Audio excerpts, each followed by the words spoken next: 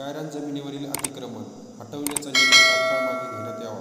या मागणीसाठी वंचित बहुजन आघाडीच्या वतीने सोमवार दिनांक 28 जुलै रोजी भारतरत्न डॉ. बाबासाहेब आंबेडकर स्मारक परिसरातून उपविभागीय कार्यालयावर मोर्चा काढण्यात आला.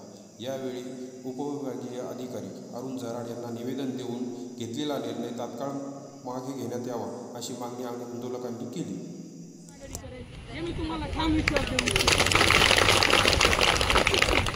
कुठल्याही परिस्थितीमध्ये माघार घ्यायची नाही.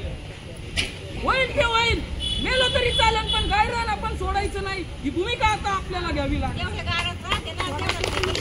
या ठिकाणी उपस्थित माझ्या सर्व माता मावल्यांना माझी विनंती आहे की निवडणुकीच्या काळामध्ये हे चाटुकार चमचे घेऊन आमची मतं लागतात, परंतु गायरानाचा प्रश्न जिवंत झाला, आदिवासींचा, ओबीसींचा, दलितांचा प्रश्न आला तर त्या ठिकाणी माघारी घेतात.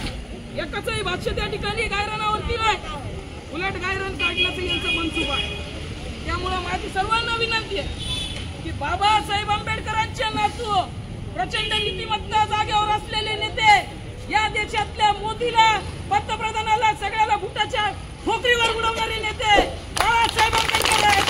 यांच्या पाठीशी आपल्याला मागे राहायचंय. माझं तुम्हाला आव्हान आहे, कोणत्याच बाकुजीच्या बापाला घाबरायची गरज तुम्हाला नाही. प्रकाश आंबेडकर साहेब जोपर्यंत आपल्या सोबत आहे, कोणता मायचा लहान आमचा हक्क हिसकू शकत नाही, हे मी तुम्हाला छाती ठोकपणे सांगतो. परंतु काही गोष्टी आपल्याला लक्षात देखील घ्याव्या लागतात. संस्थेच्या निवडणुकीमध्ये नगरपालिकेपासून, ग्रामपंचायत पासून त्या ठिकाणी आम्हाला जिल्हा परिषद, पंचायत समिती आणि महानगरपालिकेपर्यंत बाळासाहेब आंबेडकरांचा साथ आम्ही सोडता कामा नाही. जर आपण बाळासाहेबांना ताकद दिली तर त्यांची लढण्याची त्या ठिकाणी मानसिकता उरेल. आज बाळासाहेब आंबेडकरांचं वय 70 आहे. 70 वर्षाचा माझा एखादा आजोबा इथं बसला असेल ना, त्यांना विचारा इथपर्यंत यायला काय वेदना होतात.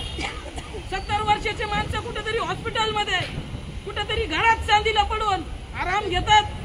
पण माझा नेता 70च्या घरात असताना सुद्धा या भाडकाऊ सरकारच्या छातीवर नाचायचं काम करतो. मला अभिमान आहे त्या.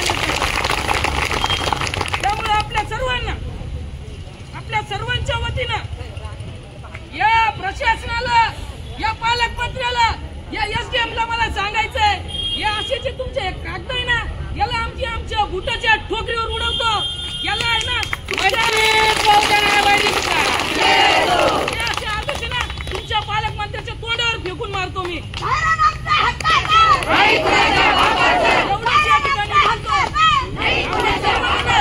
प्रचंड ताकदीने या ठिकाणी उपस्थित झाला. परत सुद्धा या प्रश्नावरती आपलं काही आंदोलन असेल, काही निदर्शन असेल तर आपण आमच्या संपर्कामध्ये राहावं आणि यांना निस्तनाबूत करण्याचं काम करावं. आपले हक्क, आपले अधिकार, आपली नैतिकता आपण जिवंत ठेवावी, आपलं भान आपण जिवंत ठेवावं, एवढंच आव्हान आपल्याला करतो. जय भीम, जय शिवराय, जय आदिवासी.